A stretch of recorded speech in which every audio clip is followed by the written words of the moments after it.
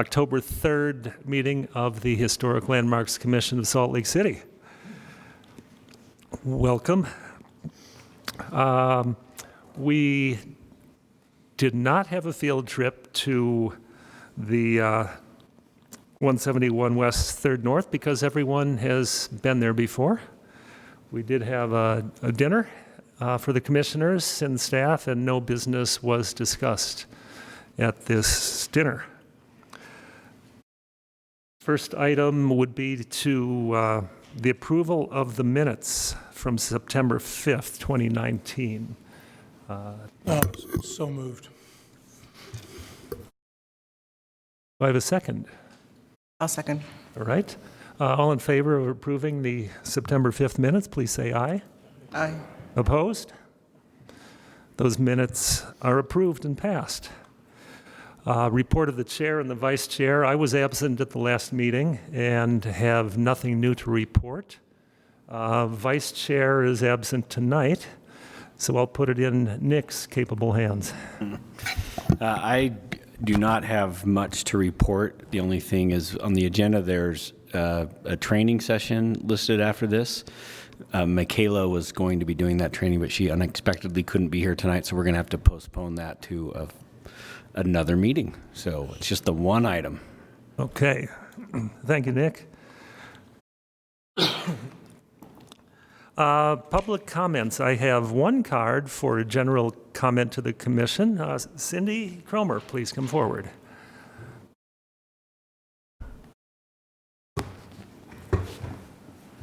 So I'm just here to invite you to the Mid-Century Modern Home Tour, sponsored by Preservation Utah and Salt Lake Modern. That will be Saturday.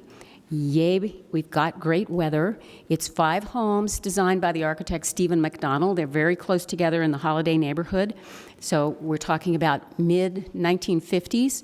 These homes were on one of the very early Parade of Homes, when the Parade of Homes was composed of sensible homes that were reasonably priced before they became the McMansions and the Gaga sort of stuff.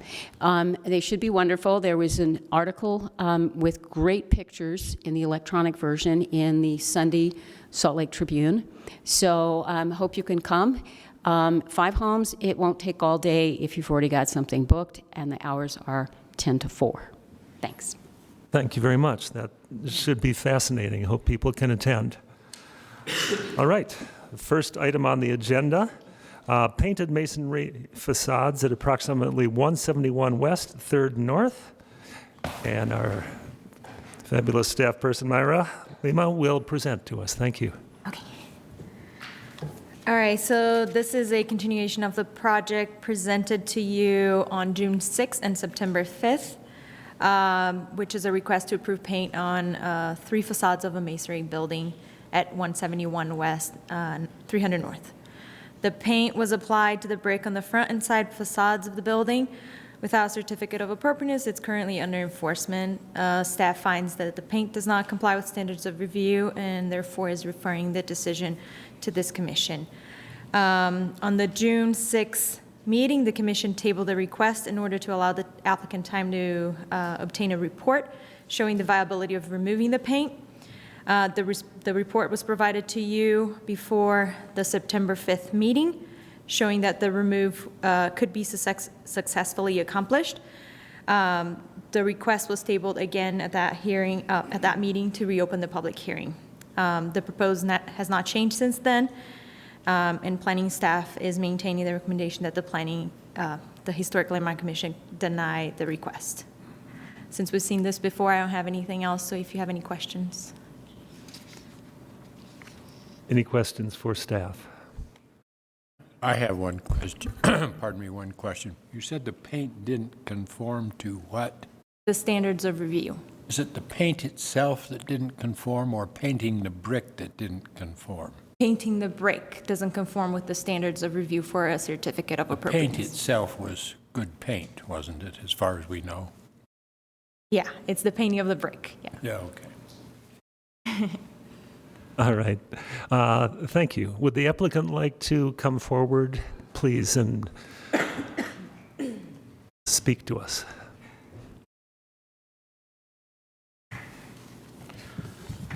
Please identify yourselves. Yeah. Do you need to upload that? Yeah, I just need to plug it in a PDF, if that's all right, or a PowerPoint, if that's all right. Great. And I'm Chris Turner with Preserve, with the owner of the Hi, Arches. I'm James Tate. I'm a partner at Preserve Partners, which is the manager of the property. Great.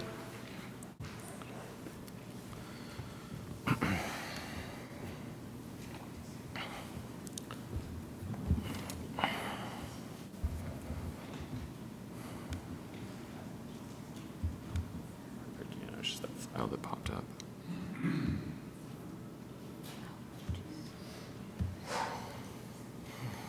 Yeah, no worries.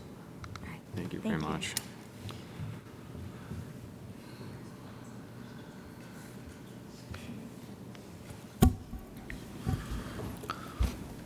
All right. Well, hello.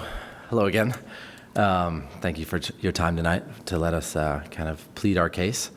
A lot of this I've gone over before, but I just would like to just do a cursory glance for everyone here, if that's all right. So our company, Preserve, we've been around for 6 years, and we actually focus primarily on historic renovations of multifamily properties. We currently have 4 federal historic tax credit renovation projects underway, one of which is the Hillcrest Apartments, which is a very well-known property. This is a $9 million federal historic tax credit renovation that we're doing to the property. Have gone through SHPO and landmarks and the federal government, and so really, it's in our name. We like to think of ourselves as preservationists.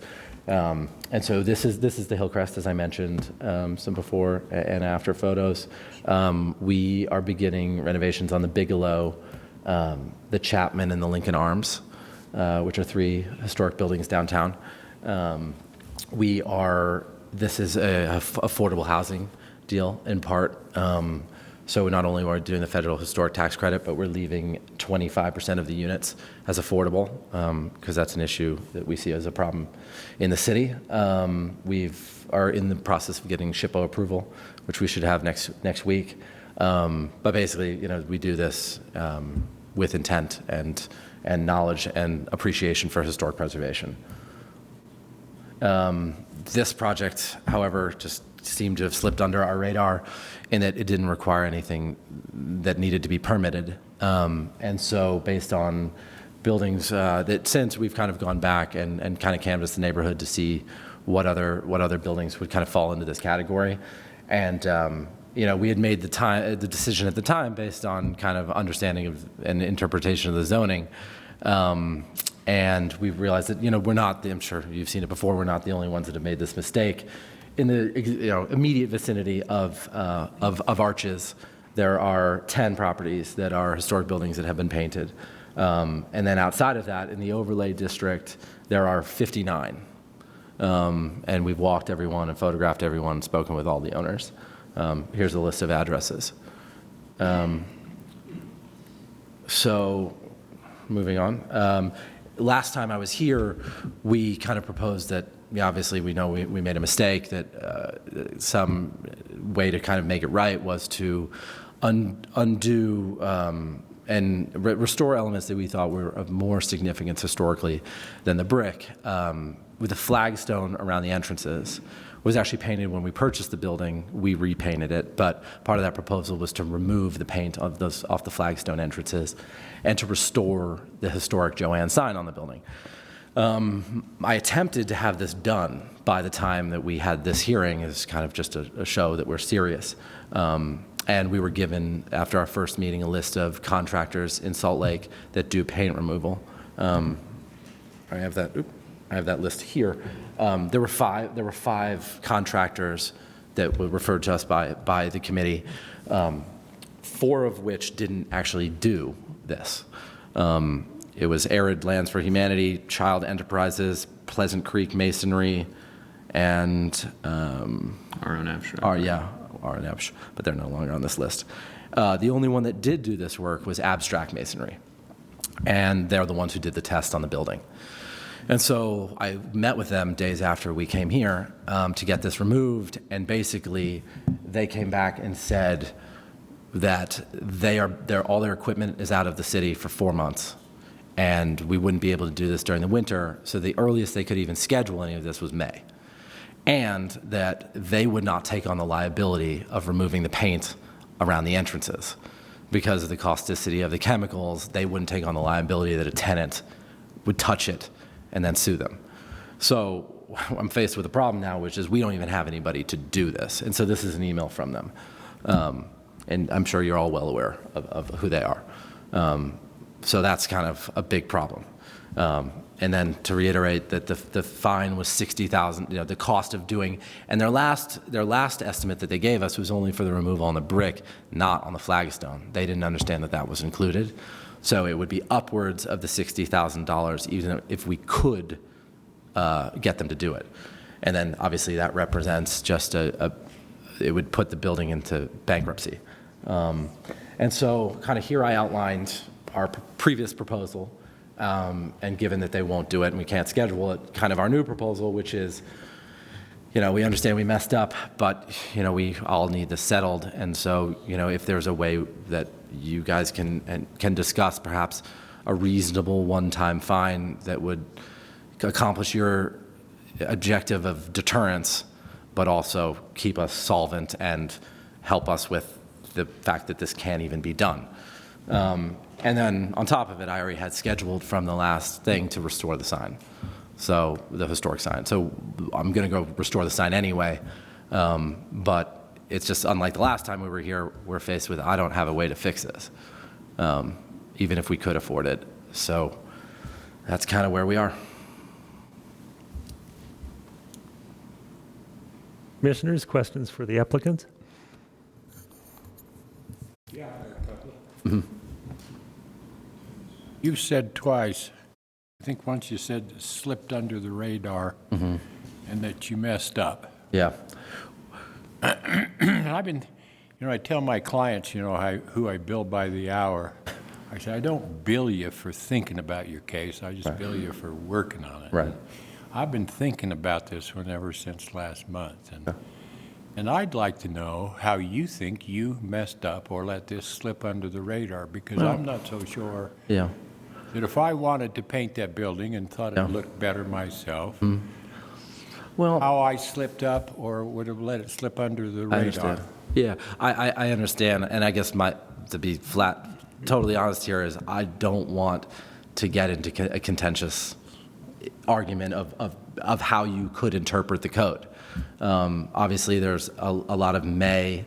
There's no shall in the design guidelines, and so the code, even if you are aware of it, to the layperson doesn't sound like you must follow everything that it is. It sounds like there's suggestions. So just as a layman, it's difficult to understand that even had we known that, which is difficult in its own right to find out, that you wouldn't be able to. I guess what I'm saying is I've sat on this commission for a little over a year, I think, maybe a little more. Yeah. I've bought and sold, flipped, they said now, but in the old days when you went up the avenues and bought a house and got a loan for it in S&L and sold it next week and made some dough, I wouldn't have had any, in fact, I did paint a couple of houses. Yeah. I'm sure under today's standard, that might be a mistake, but even under today's standard, I don't know how I would ascertain that that's a mistake. True. Now, I'm asking you if you know, because if you think you made a mistake, you must have found out what you didn't do, and I don't know what you didn't do. Yeah, I guess you're right. I mean,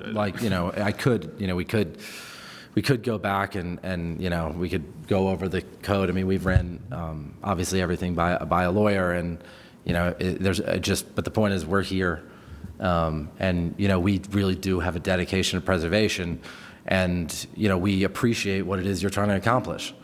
And so with that, it's really just about settling it. It's not about getting into whether or not, the legality of it all. So I think we've been at this 3 times. I don't think any of us want a 4th. So that's kind of where we are. You haven't found the provision We have. or the paragraph or the restriction I have, sure. that says thou shalt not paint this building. Sure. I mean, we've done a lot of work. I don't want to, but here's our legal opinion on the matter. Where to begin? Okay. Find this sentence probably in a second. Next one. Keep going. Okay. This one. Keep General. going. General. Shall. Keep going. One more.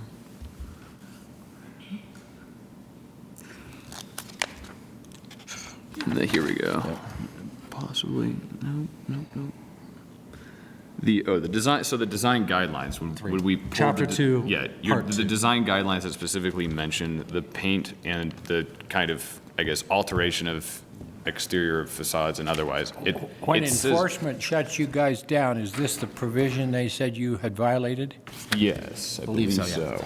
And that is Under what you had Or provided. did they us tell you originally. what you, HLC, did they yeah. tell you provision, or they just so said? it's It was in the it's- first it's doc design 3 months ago, guidelines. It's yeah. entitled design guidelines. Okay. The design guidelines provide guidance in determining the suitability and architectural compatibility of proposed maintenance, repair, alteration, or new construction, while at the same time allowing for reasonable changes that meet the current needs of the property located within the preservation overlay district. For architects, designers, contractors, and property owners, they provide guidance in planning and designing future projects. For the city and staff of the Historic Landmark Commission, they provide guidance for the interpretation of zoning ordinance standards. Design guidelines are officially adopted by the city council. So that's it. And by everyone's definition, a guideline, by its very definition, is never mandatory. That's what the word means. It's as far as we've understood.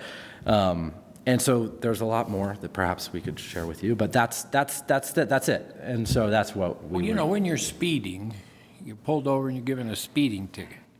Now, when enforcement shut you down, did they give you a painting ticket? No. I mean, I'm not. They give trying us a to be- fine, and- But I don't understand what you did wrong. Yeah. Well. And I don't understand why everybody's upset. Well, I'm going to let. I feel like you have a better. I feel like you have a better seat to argue that point. That's not what I'm here to Stan, do. we could ask Yeah. the staff to come back up and be Okay, sure. specific about Yeah, that. Could we do that for I a just moment, please? wondered if they know. It's a good question. Please, My obvious point is Yeah. these gentlemen aren't crazy guys. They've done projects that are good, like we might do, and they got tripped up.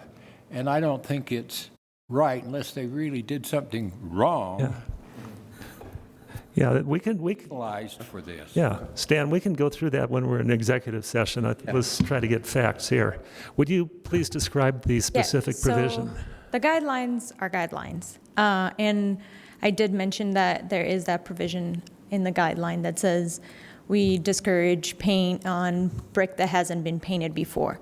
But we also find that this applying the paint to the brick doesn't meet the standards of review in the zoning ordinance, which is the 21A 34020G, and it's attachment E of the staff report.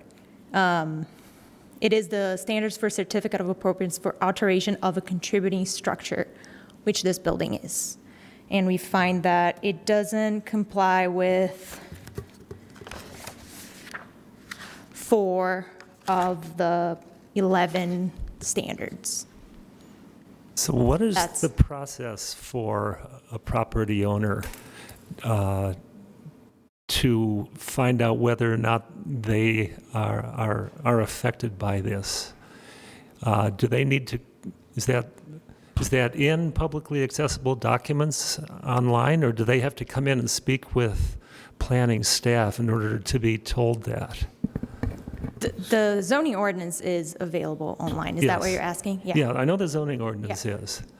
And you can work down through it. I'm just trying to make sure this is clear.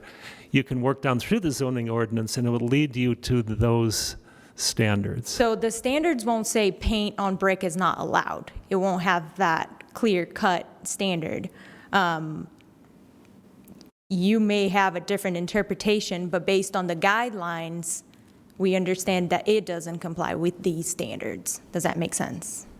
Yeah, okay. Is there anything in any of those guidelines and standards that normal people like you and me reading and every day, doing a project that would say, if you're going to paint if you're going to paint and the building's brick, you need some guidance from committees and all that sort of stuff? Is there a warning sign about painting brick? I'm not, Yes, Mayari just read the guideline. The standard, the typical standard, and Mayari indicated there were multiple. The typical standard that we link the painting of unpainted brick to is number 7 in the section that Mayari referred to, and it says chemical or physical treatments such as sandblasting that cause damage to historic materials shall not be used. Physical treatment of painting brick does cause damage to the brick because it prevents it from functioning the way it was designed to function. And so that's what we rely on. But it says sandblasting and It what? says such as. Such as. So that means it's not, that's an example. But the physical treatment, whereas the difference is the physical treatment of a wood surface is done to preserve and protect the wood. It's an opposite type of thing, and But so it that's why doesn't say we. paint. It does not say painting. It's a general term, physical treatments. I actually want to bring that subject up because we brought it up at the last meeting, and I don't feel like it was adequately addressed about the issues with the moisture, with the paint trapping in. I don't feel like that was adequately addressed. I think you actually said that you hadn't even considered it. I think that if we did approve it, that there would definitely need to be some attention given to mitigating that issue because it's a structural issue. When it comes down to it, you're creating moisture issues. So have you thought about that? Since last we meeting? thought about it. I mean, abstract masonry kind of stopped talking to us after this, just because their availability was just non-existent. We've just invested a tremendous amount of time into trying to figure this out. If that's something that would really be acceptable, we can explore it. It's not my area of expertise, and clearly there's only one company in this whole city that actually does this stuff. So, but I don't have a good answer for you. I guess is the answer. I don't know if any of us are aware of a way to fix this without removing the paint. Well, yeah, I mean, I think. As far as the mortar needing to be Sure. repointed. I mean, moisture inside. Yeah, exactly. It could be on a maintenance program, things like that. But I guess, the point here is just more to the fact of, as we see it, just the difficulty for any normal person to follow this trail of breadcrumbs from the design guidelines, which aren't enforceable, to the code, which doesn't mention painting, to wind up here in a situation where we have a bankruptcy event as a result of this, when we're pretty specialized in the area and committed to doing this, and without the tools to remediate it correctly at all. So I know it's a nest of hornets, but we just thought that obviously your job is to, as you interpret these, to enforce them, and part of that is deterrence. And that's why we think, without getting into any more litigious anything, just that there, as opposed to the daily fine, which is I guess basically where we're at now, in terms of deterrence, if there is a reasonable kind of one-time fine, but I don't know. I can't answer. May I ask one more question? Yeah. So I saw it on your portfolio on your website that you folks did the Acadia Apartments, the remodel just last year. No, it was a couple years. Acadia North was 2 years ago. Yeah. Is that Acadia was the one 3 or that's on 4. 9th East and 7th? That's Acadia. That was completed like 3.5 years ago Okay. or more. It was Okay. one of our first projects. So, and I was just going to ask because there was a building permit that was requested last year that specifically addressed that it was a non-historic building in a historic district. Yeah, so we on issues that we permit, it takes, you do the research, but for things you don't have to permit, it's just, it's usually something that doesn't trigger that much research. But, I think. And we have started dealing with Hillcrest, and we're getting more adept at this. Other commissioners, questions for the applicant? Mike? guess I just have a question that, I've bought and sold many houses. I live in an area, in Salt Lake, not too very far from where you're talking about. But in the mortgage documentation, you're given plat information, meets and bounds, and zoning information. And in the zoning information, did it indicate that it was a historic zone? On the overlay district or the building itself? Because the building is not, right? It's the district. So the building was not called out, as it would be in like a Hillcrest or where it's on the National Registry. So I'm just trying to understand the sequence. So you had no knowledge that it was a historic area? None. One way or the other? Not when we know. Okay. Not until this happened. Then, and I want to, No, we- I want to just ask the question then. If you had no knowledge that it was a historic area, and you saw other things that were happening in how would you know that it's a historic area, and how would you know these rules apply? So the city in the past has when a new historic district is created, actually records something on the properties within those districts that indicate that it is either a contributing building, or at the very least that it is located within a local historic district, and that there's some local review for exterior changes.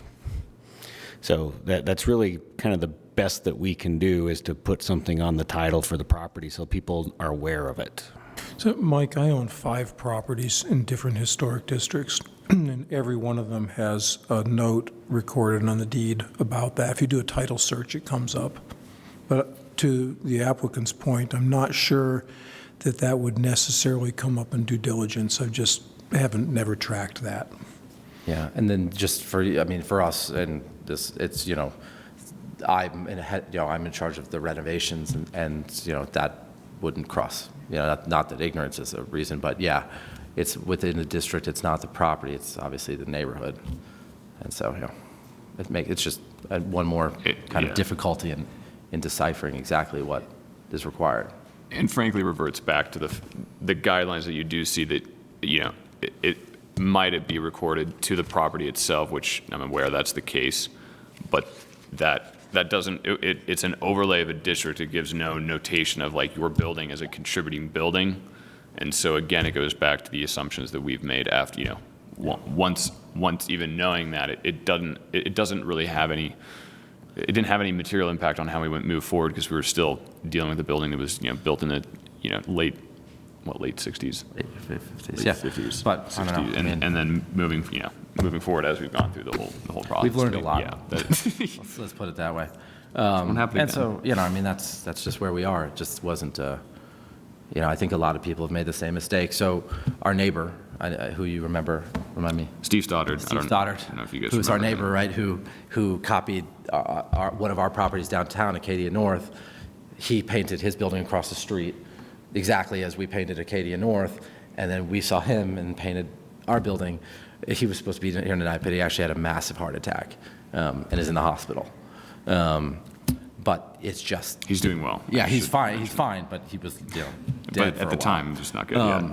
And so, it just, there has to, people are still making this mistake all the time. And that's, we're here to help try and get the word out in addition. Right, commissioners? No more questions? Thanks, gentlemen. Thank you. Appreciate that. Next, it's public comment on this project. First, Minta Brandon, please. I don't know how to work an Apple, so I don't. I'm coming slowly. No, take your time. Wear and tear coming down here to preserve. See what you've done to me, you guys. And as I believe you've been before us before, take is about 2 minutes, please. My name is Minta Brandon, and I am a board member of the Capitol Hill Community Council. And also, I have been a representative of the Marmalade District for 50 years. So when I find it a shock that this man listed, he owns 3/4 of the town. And he doesn't know when he's buying something that he's not checking into it. No, they get in a hurry. They want to make their money. They want to get it done quick. And this is what this is for. I helped with this historic to get it going. That is what this is for, is to preserve. Preserve, not for us, but for future to see. When they state that paint will not hurt brick, well, I live right across the street on the corner of West Capitol and Clinton. There's an old duplex, and it's painted. And they keep painting over it after they keep trying to fix the bricks that keep deteriorating under the paint. Then when the storms come and it really looks shabby. But that was given consent. Now, why was that? Knowing full well that brick has to breathe, like me, have to breathe and be able to maintain. And all the excuses he can give, that listing of that many properties and things, he had to have some knowledge that this is that where he did was a historic area. There's just no way that he can convince me of it, and I certainly hope he hasn't convinced any of you. He was just in a hurry to get going, and you know, unless he paid cash for the structure, he had to finance it, and they check when you buy something. Well, at least when I was buying and keeping, they went right back. The city has a list from the time they were built. There's an abstract that goes with the title that you can even deal into. One of them spoke up about it.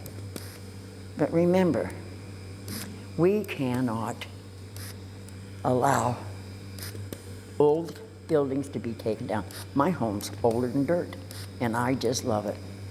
I have done, like you said, I had to put $16,000 into Hardy Blank. I could not do anything to it other than that. And I've followed everything, and that house is going to preserve long after I'm gone. And that's what your responsibility is, not to think of the hardship. Because I'm sure the minute he started spraying paint, people were spitting all over it by there. So you must really take in consideration all that you're doing here this day. The word preservation is not to say, well, what the heck? We'll just let him off with his time with a nasty little fine, and he'll never do it again. I'm quite certain he'll never do it in a historic area again. Okay, but I have 4 minutes because I'm on the council. I know. 2 minutes for normal, 4, 2 extra for her. See, I'm good. I keep up with this. But I would like you to really think what you do. I know you come in here and you have to do this and that, but don't be so easy to give up. Hey, listen, I've had cancer 6 times, and look at me. Have I give up? I'm in my 70s, late, and I don't plan on leaving. I can't preserve me, but I sure in the hell help keep the rest of these places. It stands for people that came out before us, for what they've done, and for those ahead of us. They're going to undo all the progress that was done. I thank you. Thank you very much. Next, Matt Blunt, please. Matt? Yep. All right. So I live in the area. I've been in the area, owned the home for about 16 years now. I live about a block away from these apartments, and so I have seen or noticed probably in the last 4 or 5 years issues just like this come up. It usually starts with a situation where someone wants to modify or remodel a property. They do it, or they start to do it, and then after the fact found out that they violated something related to it being a historical district. And then that's when they first find out that there is a historical committee and that they're in a historical district even sometimes. And it's usually the confusion starts to come in because you'll have people diligently go in to look for rules or things they're supposed to follow, but like in this situation where there's not a permit involved, it never really triggers this, even if they know that they're in a historic district, it doesn't trigger that need to look for deeper rules. And so like I said, it's usually not until after the violation occurs that they suddenly find out that they've done something inappropriate. I myself ran into this, luckily, in a lot better situation. I was going to put just a shed on my property. The county rules, if I remember correctly at the time, I did some preliminary research, found out the county rules said you don't need to get a permit as long as your shed's under 200 square feet. You don't run permanent power or plumbing, kind of requirements and things that you would expect. Things that stand to reason that I think a normal homeowner or property owner would expect that if you were to do it, you would require permitting. So just to make sure, though, I called up the city, Salt Lake City, and after a few transfers to get to the right place, I asked my question, told them what I was doing. They said, yep, the rules that you found, that is correct. You should be good to go, because mainly what I was calling for was about how far I needed to be from property lines and that type of thing. About ready to hang up, and then the worker interrupts and says, oh, wait a second, you're in a historical district. There may be some additional rules or some guidelines that you need to follow because of that. And so here, the property had now been owned by my wife and I for 12 years at this point, and we had just now realized that we were in a historical district. Number one reason was because, well, wait a second, my home was built in like 1960. What's historical about that? That's kind of the first thing that pops into your head. Please try to wrap it up, Matt. What's that? Please try to wrap up your comments. Sorry, okay. So the process to get it built, it was not objective. It was fairly subjective, because you mentioned, Mr. Adams, if there was a set of guidelines that you could go to. There was not. Everything was going through a committee, so there wasn't something objective to look at. So my point of all this is that it's not only reasonable, but it's totally likely for someone to, even if they're attentive to what they're doing, to accidentally violate a guideline. Because when the property was purchased, when I get my taxes every year up until I found out, I even looked at selling the property one time, I've refinanced the property. If the fact that I was in a historical district ever came up, there was no red flag to say, hey, simple things like painting your house or simple things like changing your railing, in other words, things that normal people just think that they can do, would never make you think, oh, I need to check with a committee before I do this. So with that being said, all I'm getting at is that I think that these guys did their due diligence, and I would urge you guys to let this be what it is. It looks fantastic. Having been in the area as long as I have and seeing things get dilapidated, that property, the ones around it, they've done a lot of work there, and it looks fantastic. So, all right. Thank you. Thank you very much. Next, Cindy Cromer. Again, let's try to stay closer to 2 minutes, please. I practice. So thank you for requesting additional information. The new information has definitely influenced my view of what should happen here. Initially, I thought that the best option for protecting the historic resource could be to prohibit painting on the rear facade and to require removal of the paint on the sandstone. But now that we have additional information, it is clear that the paint can be removed successfully and that the building will look really sharp once the brick is immaculately clean, and that the rake face brick will benefit from that, and that the cost is reasonable.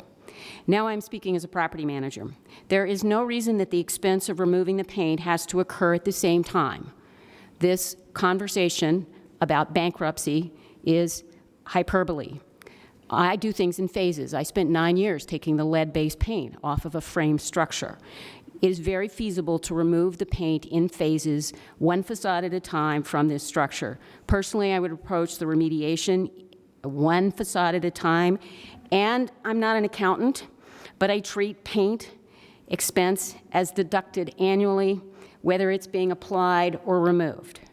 So I request that you require removal of all of the paint with a timeline which allows these developers to go on and eventually get back to the building we used to have as a historic resource. By the way, it was built in 1950. It's very early mid-century post-war, and not the 60s. It's hard for me to believe that they had access to all the federal tax credits for historic preservation, SHPO, and so forth and so on, and they didn't talk to anybody? Thanks. Thank you. Israel Erickson, please.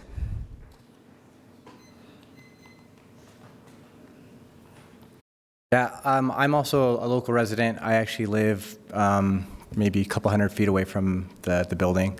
Just want to echo the sentiment, Matt, the gentleman before. Like I live in the area. There's a lot of properties that are dilapidated and are prevented from being renovated as a result of some of the red tape. But I guess the underlying issue I think Mr. Adams was trying to get at it sounds like, what are we saying is a mistake?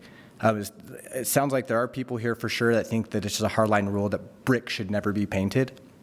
I did a decent amount of due diligence online, and I couldn't find a single hardline stance of never paint brick ever.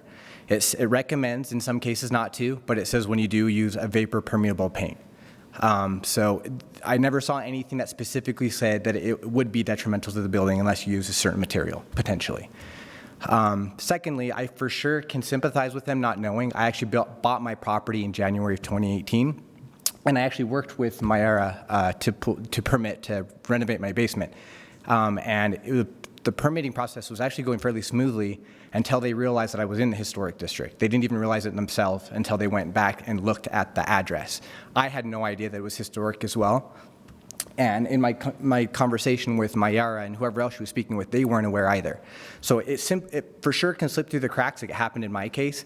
They had to double check before they realized that my property actually was historic. So I completely sympathetic where it's possible to buy a property and not know that you're in this historic area that requires additional provisioning before you do anything. Painting seems like something trivial that I wouldn't, myself, having considered to paint my house, wouldn't have thought that I needed permission to do so. So it wasn't until after I went through all this process. So that's my 2 cents. I just want to say that I am in full support. I just want styles continually change. I'm for preserving as well. But I think that begs the question, do we preserve something simply because it existed prior? Like, what's the underlying reason for preserving? And they're not doing anything that's changing the structure. They're simply applying a color to a brick. And as they mentioned, they showed addresses. I walked that street and took tons of photos. It seems somewhat arbitrary that we're saying that they can't be painted. Most of the street, as you mentioned, even directly across the street, and there's even a plaque, a rock that has historic, that house is painted. So it just seems like it's somewhat arbitrary, but that's all. Good. Thank you, everyone, for your comments. Would the applicant like to return and respond to any of that?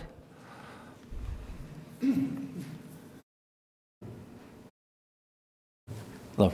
I don't have much more to add, but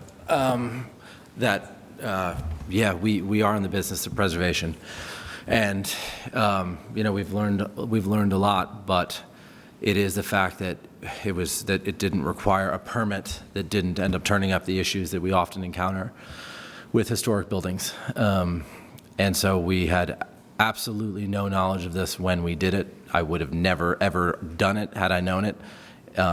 It wasn't that important. We just thought it would refresh the building, and we had renovated all the interiors of this building. It was our second building we ever purchased in Salt Lake when we started this company 6 years ago. And we renovated all the interiors, and we owned the 2 buildings to the south, one of which was an early 19th century home, which had been painted previously, and we repainted it the same color because it was falling into disrepair. And the building just south of that, which was another 12-unit multifamily building with vinyl siding, and we went after this with every intent of improving the neighborhood. And the only thing I can say is reiterate our position, and that it was a complete accident, and it was just a hard thing to understand. Now we understand it, but we hope we left the neighborhood better off than we found it. So that's all we got. Thank you, gentlemen. Mr. Chair, can I ask the applicant a few questions? Yeah, come on back. Sorry. Do you know when that building was painted? Approximate month, the building in question, when it was painted? Ours? Well, Sorry. yeah, that's the one we're talking about. Sorry. It was 4 months, 6 months ago now. Yeah, this spring, Spring? Yeah. early 2019. And you mentioned that you didn't know that you were in a historic district at this location? We did not know that a building could not be painted. We didn't know the parameters of that. But you knew you were in a historic district? No. Okay, because I'm trying to think what that, no.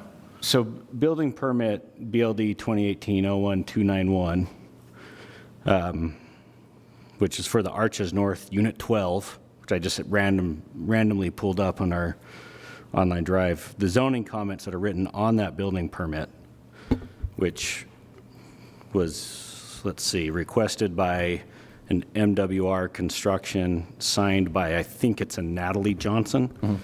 The zoning comments written on there indicate the zone, RMF 35, within historic district. It says within historic.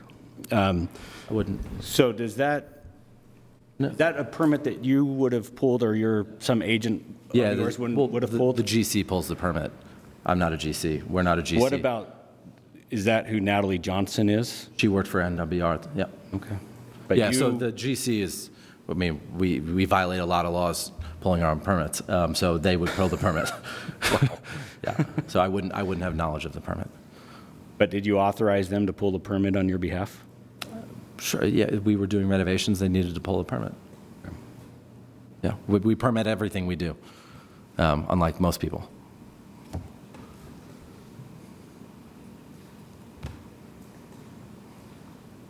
Nick, do you have more? That's it. Okay.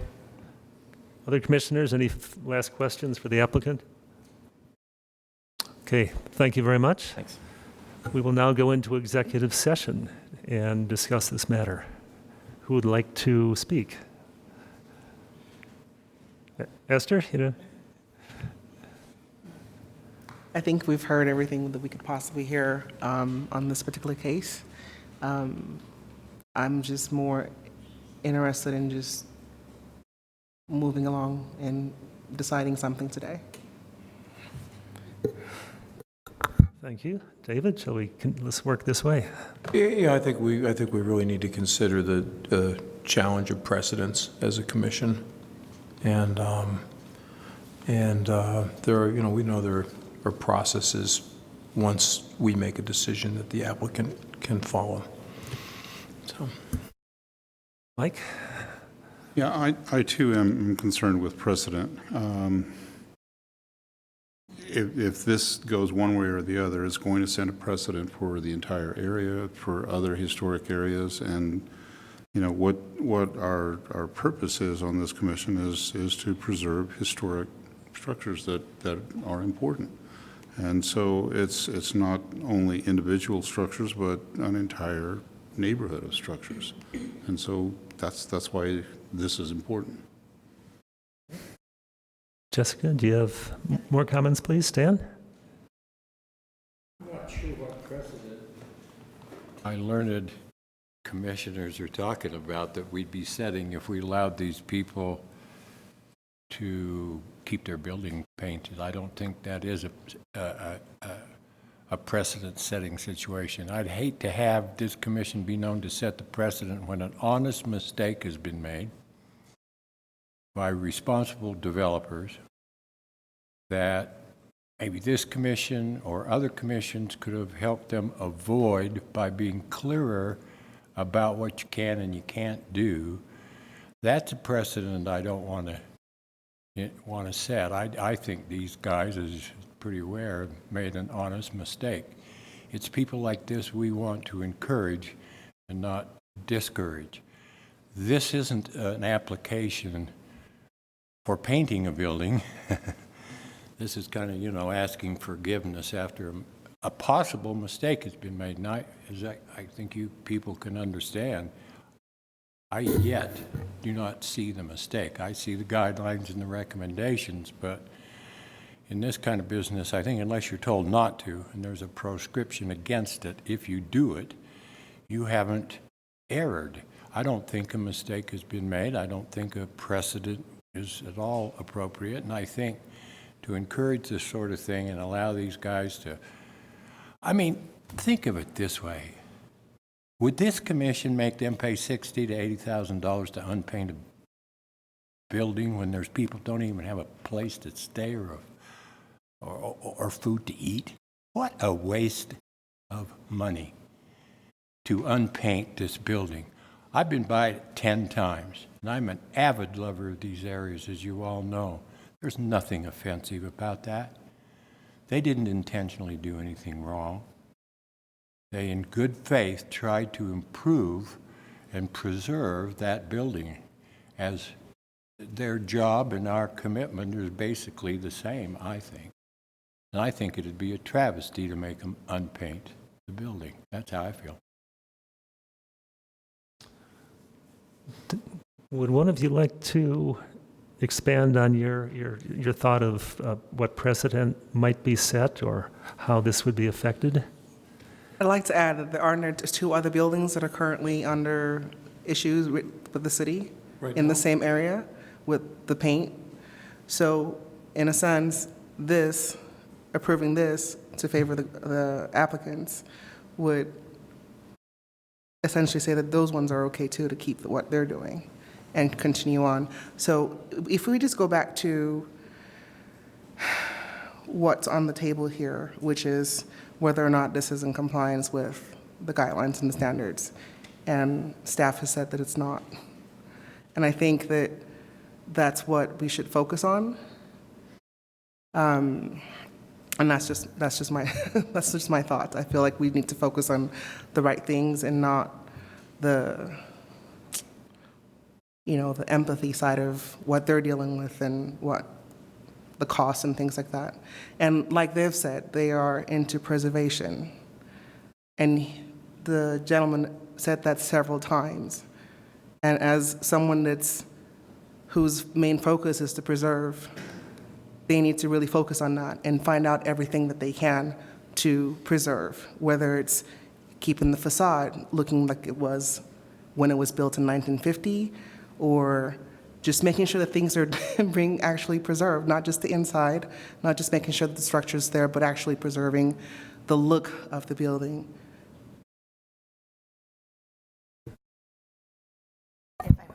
I want to please, Jessica. echo my earlier concern regarding the condition, this deferred maintenance. I mean, this is going to be a big problem down the road with the building being painted. I just want to reiterate that.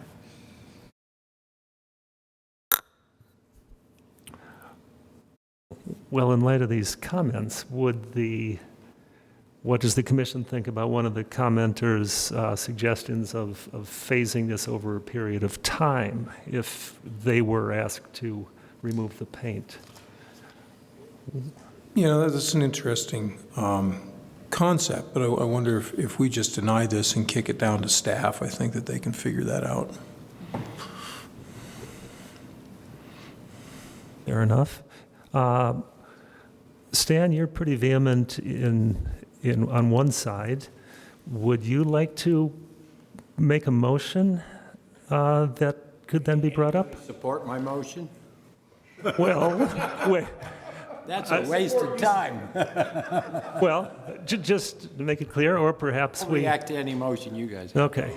Can we have a motion, please? You want to queue up what staff has here?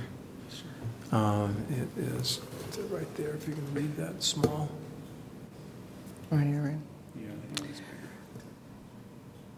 Based on the information listed in the staff report, the information presented, and the input received during the public hearing, I move that the commission deny the request for a certificate of appropriateness for the painted masonry facades at 171 West, 300 North, as presented in petition PLN HLC 2019-00132. You need to add something about resolving any issues with the staff? I think it just happens. Okay. Yeah, we're fine. Yeah, Very well. We'll take care of that. Okay, very well. A motion has been made to deny the application. Do we have a second? Second. We have a motion and a second. Let's vote in favor or against this motion. Stan? Against. Jessica? Aye? Richardson, aye. Stoll, aye. That is 4 ayes and 1 nay, so the motion to deny passes. And where's that boilerplate of appeal? Okay, I'll have to kind of wing it. The applicant has the ability to appeal this decision, and I don't remember exactly how it works. The staff can direct you through this if you would like to take it to appeal. You have that right. There's a time frame for doing that. It's 30 days from the date of a written decision. 30 days from the day of a written decision. So work with staff if you'd like to pursue that direction. All right. That closes the agenda, or the public agenda on the meeting. Looks like we go to other business now, chair and vice chair elections. Paul or Nick, you want to run us through this? So we generally don't have any specific protocol on how we do this. At times in the past, commissioners have felt like they wanted to do secret ballot. Most of the time, I think folks have an idea of who they'd like to nominate. You can do something informal, but we do require a nomination and a second for both chair and vice chair, and generally we handle the chair voting first, and then after that's settled, we do vice chair. Hey, can we I nominate Robert Hyde as chair. I mean, I'm happy with Robert. I'd be happy to do it again, unless we. Oh, he's I mean, vice chair, right? Vice chair. He's vice chair. Robert's vice chair. I mean, I'd be happy to stay for another year. I kind of feel like I'm just getting the swing of it. Well, then I rescind my nomination for Mr. Hyde. So, I don't think you can do question, two though. consecutive. I'm gonna verify that. Charles did, but I'm happy to step down too. I don't- that might just be the planning commission that has that. Well, We can put Robert up there. So I have a question. Most of the commissioners are not here today. Is that something we could move on to the next meeting to have more people present? technically, you're supposed to do this in your first meeting in September. Oh, okay, so it's already. We're a little into We're already overtime late now. with our homework. You can vote to suspend the rules and push it to the next meeting. I would be in favor of that. How does everyone else feel? I think Well, that's let me ask a motion there. Is there a motion to suspend the rules and postpone the election for 1 month? I'll second. Yeah, so moved. Okay. All right. Oh, and a second. All in favor, say aye. Aye. Opposed? All right, so we'll kick that can down the road. If you want to hang out for a minute, I'll get you an answer on Okay. serving consecutive years. I know we did this.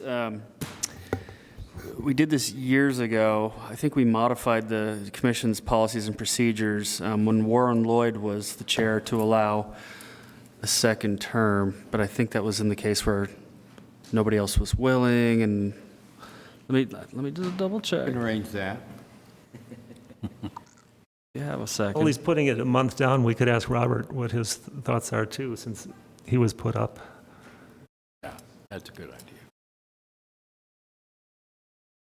And maybe an email to the rest of the commissioners, just letting them know that this is coming Consecutive up. terms, yes.